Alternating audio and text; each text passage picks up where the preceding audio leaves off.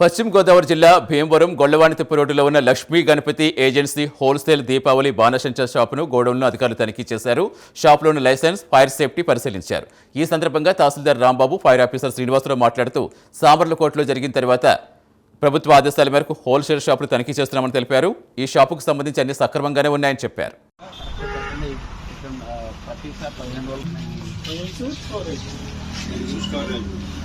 Storage కూడా ఉంటుంది.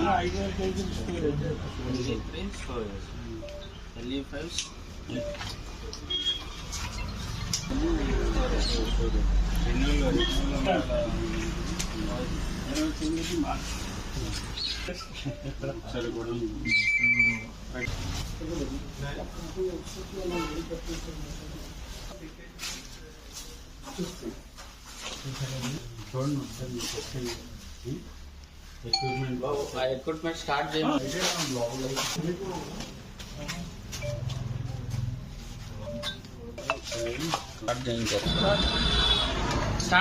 first.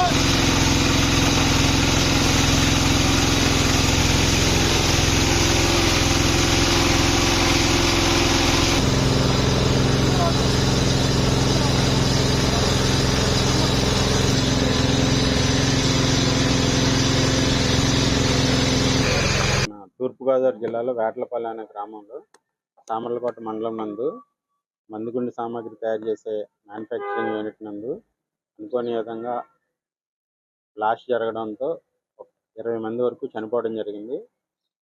అందులో భాగంగా మనకి పశ్చిమ గోదావరి జిల్లా జిల్లా కలెక్టర్ వారి ఆదేశముల మేరకు మనకి ఇక్కడ ఏదైతే మన జిల్లాలో ఇలాంటి యూనిట్స్ కానీ గొడౌన్స్ కానీ అలాంటివి ఉన్నవి వెంటనే తనిఖీ చేసి వాటి యొక్క స్టేటస్ రిపోర్ట్ని వెంటనే నివేదిక రూపంలో సమర్పించాల్సిందిగా కోరి ఉన్నారు. అందులో భాగంగా మన భీమవరం టౌన్ నందు మన లక్ష్మీ గణపతి ఏజెన్సీస్ అని వారు LE3 + LE5 అని పర్మిషన్ తీసుకుని రెన్యూల్లో ఉండి షాప్ రన్ చేయడం జరుగుతుంది.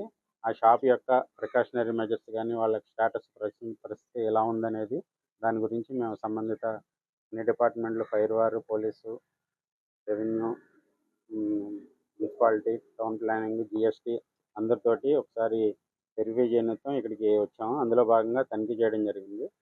ఇందులో తనిఖీ చేసి సంబంధిత అన్ని డిపార్ట్మెంట్లకు సంబంధించి నివేదికను కోఆర్డినేట్ చేసుకుని మేము జిల్లా కలెక్టర్ వారికి నివేదిక రూపంలో తెలియజేస్తాం. అందులో ఇక్కడికి షాప్ తనిఖీ చేయడానికి రావడం జరిగింది.